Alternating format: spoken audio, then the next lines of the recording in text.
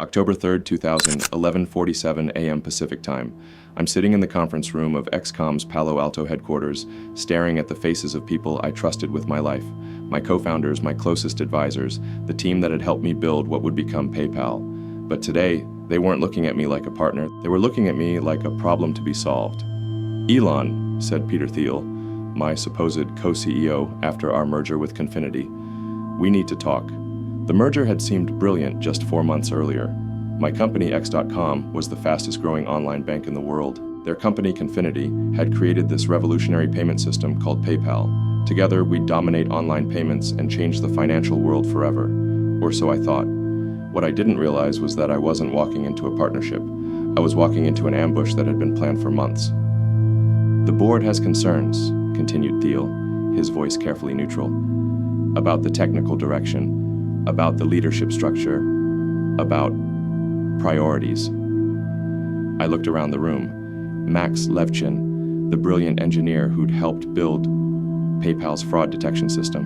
Reid Hoffman, the master networker who'd later found LinkedIn. Luke Nosek, one of my oldest friends in Silicon Valley. Every single one of them avoided eye contact. That's when I knew. This wasn't a discussion. This was a coup. "What exactly are you saying, Peter?" "We're saying that X.com needs different leadership. We're saying that the board has lost confidence in your ability to run the combined company." The room was silent except for the hum of computers and the distant sound of Palo Alto traffic. 6 months earlier, I'd been worth $22 million after selling Zip2 to Compaq. I'd poured almost everything into XCOM, working 100-hour weeks, sleeping on the office couch, believing we were building the future of money. Now my own team was telling me I wasn't fit to lead the company I'd created. But here's what they didn't understand. This wasn't just about a company. This was about a vision that would reshape how 7 billion people thought about money, banking, and financial freedom. They saw PayPal as a payment processor. I saw it as the foundation for a global financial operating system that would make traditional banks obsolete. The difference in those visions was about to cost me everything I'd worked for, but it would also teach me the most important lesson of my entrepreneurial life. In Silicon Valley, paranoia isn't mental illness, it's a survival skill. Let me take you back to March 2000, when this whole disaster began to unfold. XCOM wasn't just another .com startup. We were building something that had never existed before, a complete online financial ecosystem. Banking, payments, stock trading, insurance, loans, everything you could do with money, but faster, cheaper, and without the bureaucracy of traditional banks. The vision was breathtaking in its ambition. While other companies were focused on single products, we were planning to replace the entire financial industry. And it was working. In our first year, XCOM had acquired 200,000 customers and was processing millions of dollars in transactions daily. We were growing so fast that traditional banks were starting to panic, but growth brought problems. Big problems. Our customer service was overwhelmed. Our fraud detection systems were primitive. Our technology was held together with digital duct tape and prayers. Every day felt like we were one server crash away from losing everything. That's when Peter Thiel approached me about merging with Confinity. "Elon," he said over lunch at a Palo Alto restaurant, "you've built an incredible customer acquisition engine. We've built the best payments technology in the world. Together we could dominate online payments." It seemed logical. XCOM had the customers and the vision. Confinity had the technology and the expertise. Plus, we were burning through cash fighting each other for market share. A merger would eliminate competition and combine our strengths. The deal structure seemed fair. I'd be CEO of the combined company, Peter would be chairman, and we'd integrate the best of both platforms. What I didn't realize was that Peter, Max, and the Confinity team had a completely different vision for the company's future. They wanted to focus entirely on payments, specifically the PayPal product that let people send money via email. It was elegant, simple, and profitable. I wanted to build the financial operating system for the entire internet. They saw my vision as dangerous mission creep that would distract from PayPal's core success. I saw their vision as thinking too small about the opportunity in front of us. The cultural clash was immediate and brutal. The XCOM team was used to moving fast and breaking things. The Confinity team was obsessed with technical perfection and risk management. We couldn't agree on technology platforms. We couldn't agree on product priorities. We couldn't even agree on which office to use as headquarters. But the biggest disagreement was philosophical. What business were we really in? I believed we were in the business of revolutionizing money itself. They believed we were in the business of processing payments efficiently. That philosophical difference would soon become a war for the soul of the company, and in Silicon Valley, when smart people can't agree on vision, politics inevitably fills the vacuum. The merger that was supposed to create the future of finance was about to destroy everything I'd worked for. By August 2000, 5 months after the merger, it was clear that our partnership was falling apart. The problem started small but grew exponentially. Every decision became a battle between the XCOM philosophy and the PayPal philosophy. Technology platform? XCOM's team wanted to use Microsoft's tools. PayPal's team insisted on Linux and open source solutions. Product focus? I wanted to expand into stock trading and high-yield savings accounts. Peter wanted to focus exclusively on person-to-person payments. Company culture? XCOM had always been aggressive and fast-moving. PayPal was methodical and risk-averse. But the real issue wasn't technical or strategic, it was personal. I'd never run a company this size before. XCOM had grown from 12 employees to over 200 in less than a year. Managing that growth while integrating another company's team and technology was like trying to perform surgery while riding a roller coaster. My management style, which had worked perfectly for a small startup, was causing chaos in a larger organization. I was making decisions too quickly, changing directions too often, and stepping on too many toes. The Confinity team started having private meetings without me. I'd walk into conversations that would suddenly stop when I entered the room. Key decisions were being made in hallway conversations I wasn't part of. Reid Hoffman, who I'd considered a friend, started scheduling one-on-one meetings with board members. Max Levchin began copying Peter on emails that used to be just between engineering teams. The final straw came in September when I proposed moving our entire operation to Microsoft's platform and rebranding everything under the X.com name. Elon, Peter said during a heated board meeting, you're trying to change everything that made PayPal successful. Our customers love the PayPal brand. Our technology works perfectly. Why fix what isn't broken? Because we're thinking too small, I shot back. PayPal is a feature, not a company. We could be the Amazon of financial services, but instead you want to be a one-trick pony that processes payments. That's when I saw it in his eyes. Peter wasn't just disagreeing with my strategy. He was questioning whether I should be making these decisions at all. After the meeting, Luke Nosek, one of my oldest friends in Silicon Valley, pulled me aside.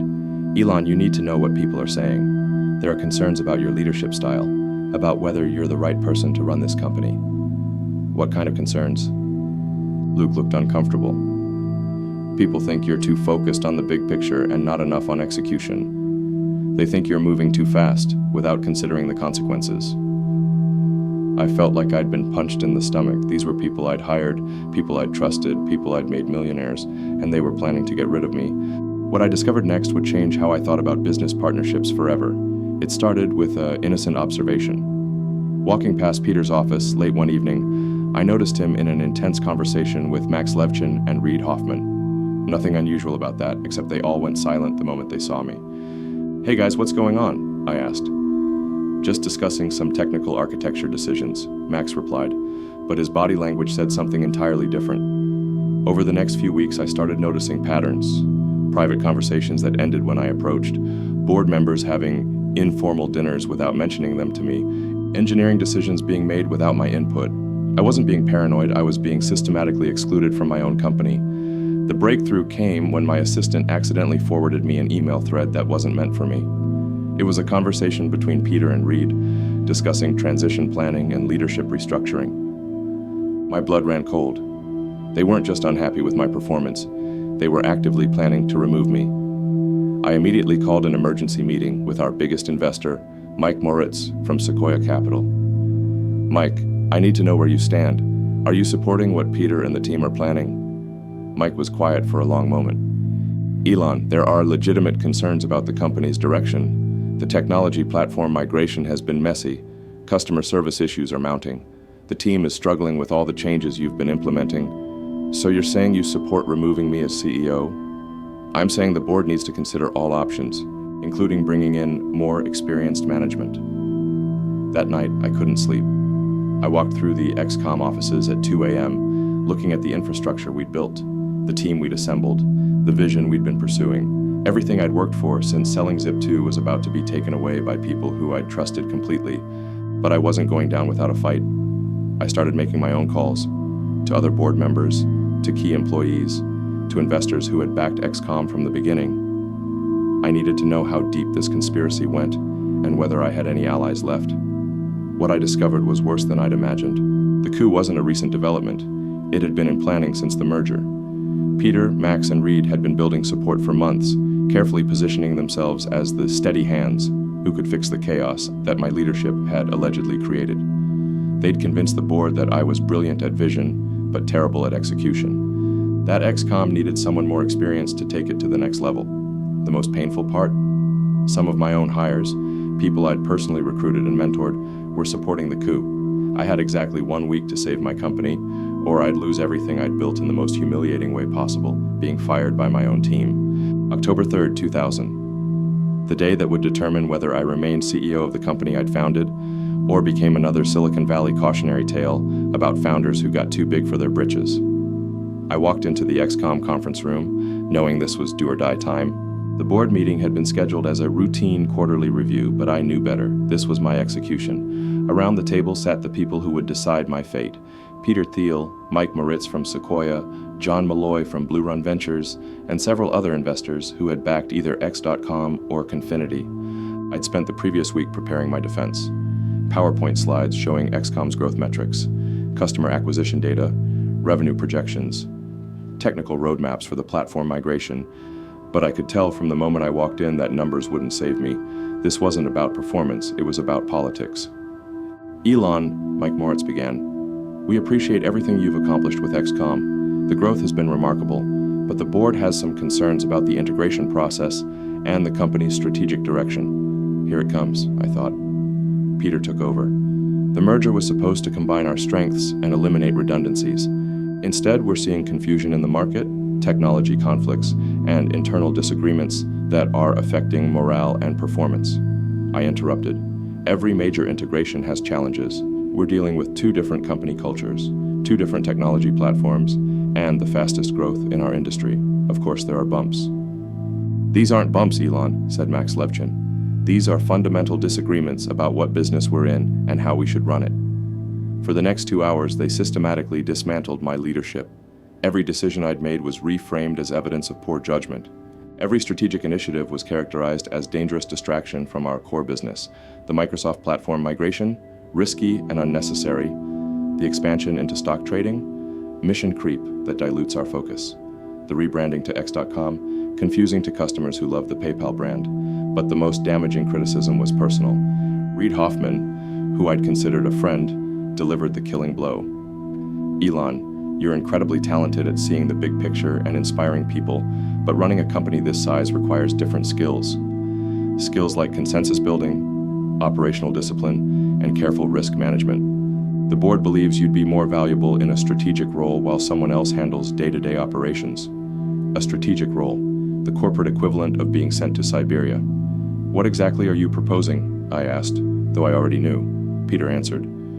We're proposing that you remain as chairman and chief strategist. While I take over as CEO, you'd still be involved in all major decisions, but the operational responsibility would shift to someone with more experience managing large organizations. The room was silent. Everyone was watching my reaction. I had 2 choices: accept demotion in my own company, or fight and risk losing everything. I need time to consider this, I said. Of course, take all the time you need, but we'd like a decision by the end of the week. I walked out of that conference room knowing my time as CEO was over. The only question was whether I'd surrender gracefully or go down fighting. October 5th, 2000, 2 days after the ambush. I'm sitting in my office at 11 p.m. staring at a resignation letter I'd written and rewritten a dozen times. I could accept their offer, become chairman and chief strategist, basically a figurehead role where I'd have a fancy title but no real power. I'd keep my equity, maintain some influence, and avoid a nasty public battle. Or I could fight, rally the employees who still believed in me, challenge the board's decision, and risk everything in a war I'd probably lose. My phone rang. It was my brother Kimball. Elon, I heard what happened. How are you holding up? Honestly, I feel like my best friends just stabbed me in the back. What are you going to do? I looked around my office. The whiteboards covered with product roadmaps and engineering diagrams, the stack of customer emails thanking us for making their financial lives easier, the photos from company parties when we were all united by a shared vision. I built this company, Kimball. I poured everything into it. My money, my time, my belief that we could change how the world thinks about money. And now they want to push me aside because I'm too visionary and not operational enough. but if you fight and lose, you could end up with nothing. That was the brutal truth. If I challenged the board and lost, they could fire me completely, strip me of my titles, minimize my equity, and erase me from the company's history. But there was something else at stake beyond money or titles: my reputation in Silicon Valley. If I rolled over and accepted demotion, I'd be labeled as a founder who couldn't scale with his company.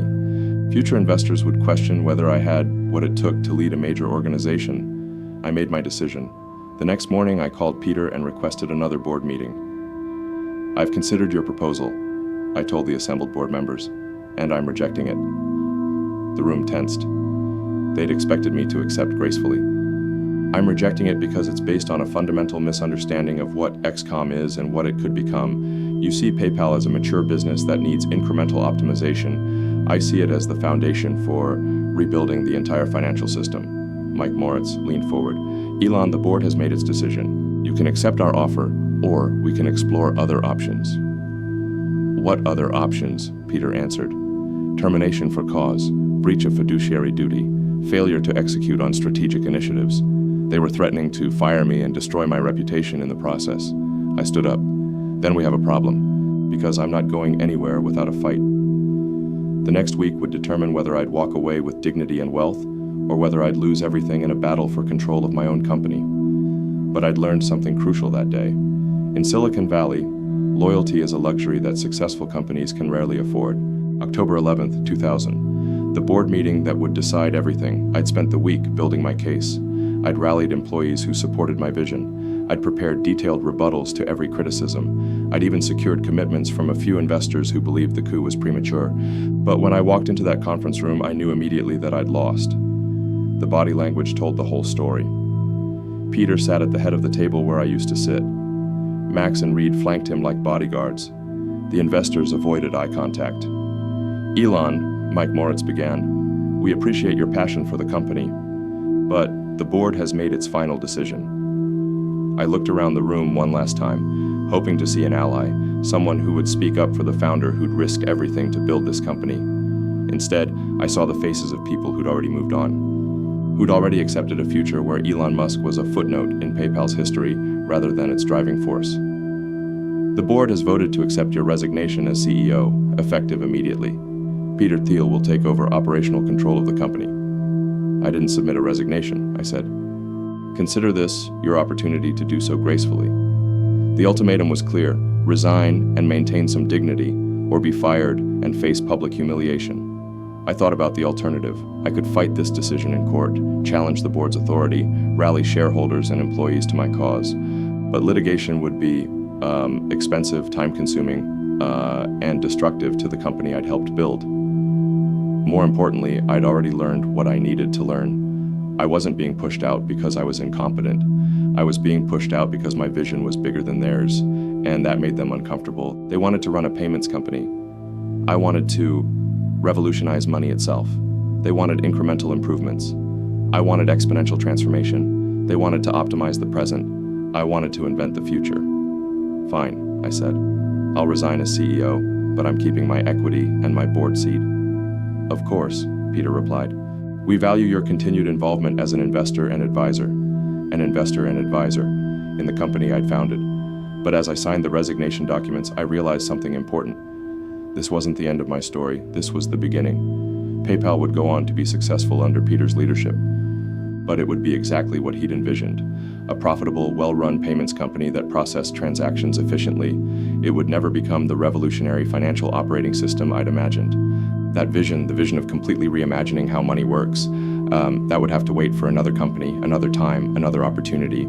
I walked out of the XCOM offices for the last time as CEO, knowing that my former partners had just taught me the most valuable lesson of my entrepreneurial career. Never again would I allow other people to control my destiny. July 15th, 2002. Less than 2 years after being forced out as CEO, I'm sitting in another conference room, but this time I'm not being fired. I'm about to become very, very rich. eBay had just agreed to acquire PayPal for $1.5 billion in stock. The irony was delicious.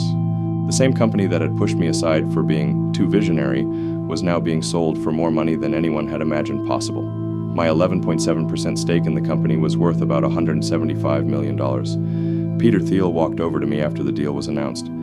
"Elon, I want you to know This wouldn't have happened without the foundation you built with XCOM. It was a gracious gesture, but it didn't erase what had happened. I'd been removed from my own company by people who claimed I wasn't capable of running a large organization. Now that same organization was being sold for enough money to fund my next decade of impossible projects. But here's what Peter and the board had gotten wrong. They thought the sale to eBay was the end game. They thought building a successful payments company was the ultimate achievement. I thought it was just the beginning. That $175 million wasn't retirement money, it was rocket fuel, literally.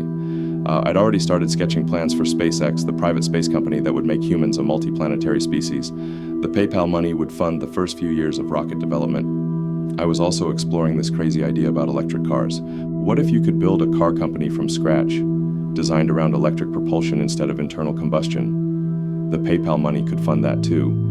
And there was this other concept I'd been thinking about.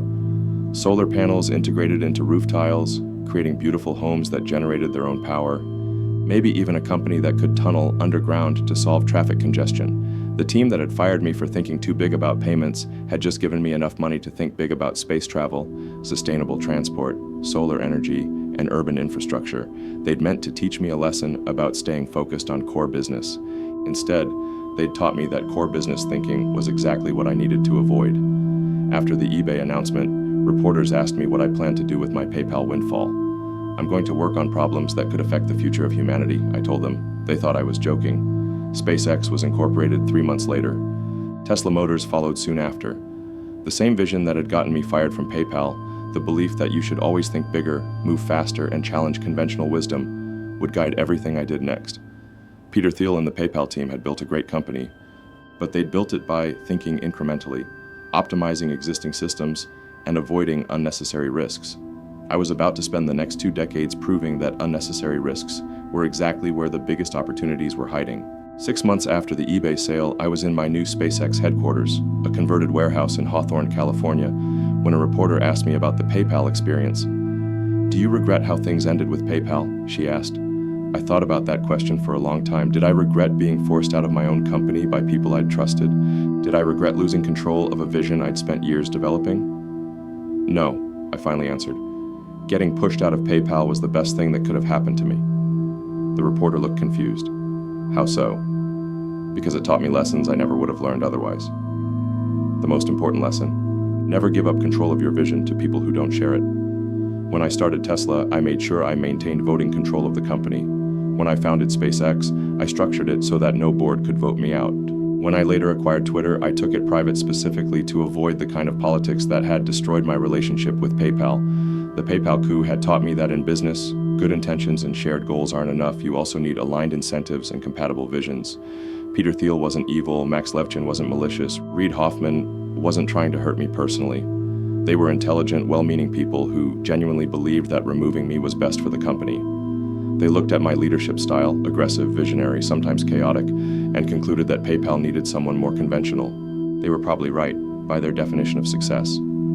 Under Peter's leadership, PayPal became exactly what they'd envisioned: a stable, profitable, well-run payments company that processed transactions efficiently and grew steadily. But it never became the revolutionary financial operating system that could have challenged traditional banking, enabled micropayments for digital content, or provided financial services to the billions of people worldwide who don't have bank accounts.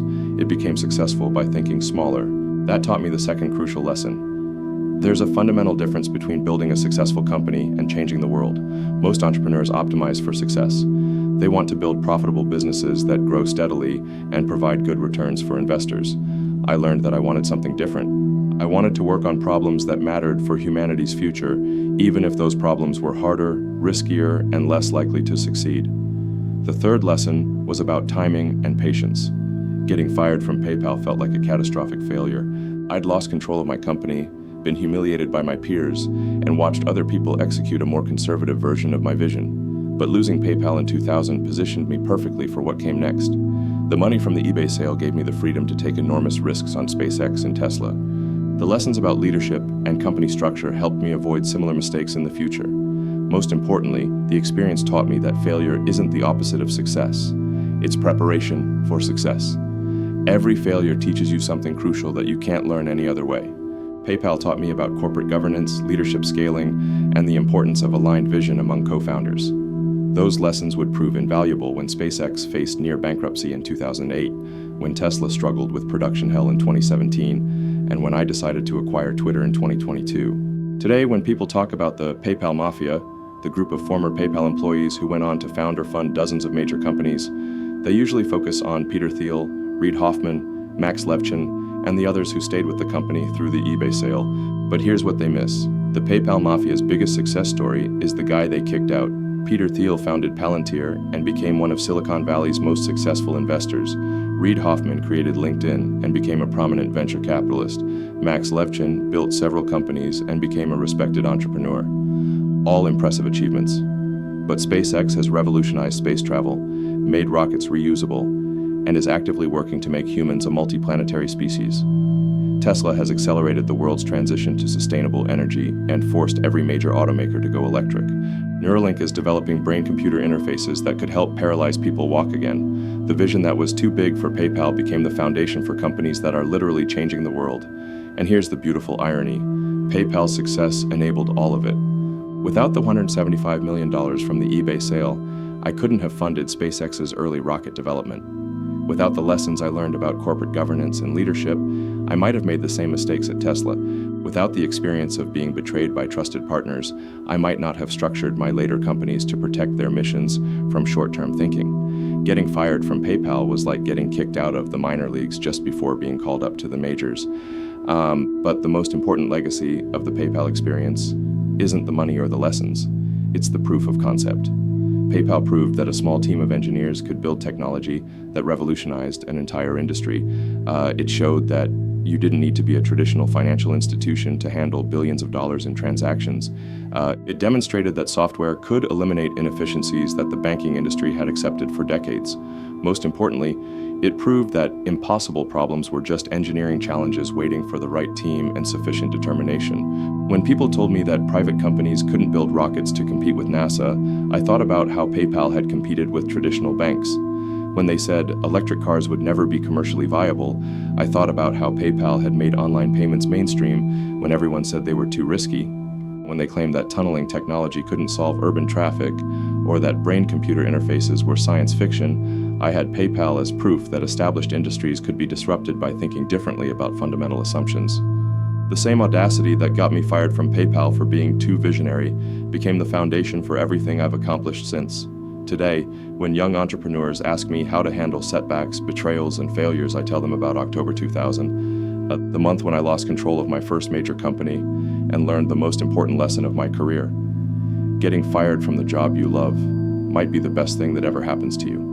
Not because failure feels good, it doesn't, but because failure teaches you things that success never can. It teaches you who you really are when everything goes wrong. It teaches you which relationships survive adversity and which ones were only based on mutual benefit. It teaches you the difference between building a company and building a legacy. Most importantly, it teaches you that your biggest defeats often contain the seeds of your greatest victories. The PayPal coup didn't end my story. It began the chapter where I learned to think impossibly big and execute relentlessly on visions that most people thought were crazy. Sometimes the best revenge isn't getting even, it's getting to Mars. Sometimes losing the battle is exactly what you need to win the war.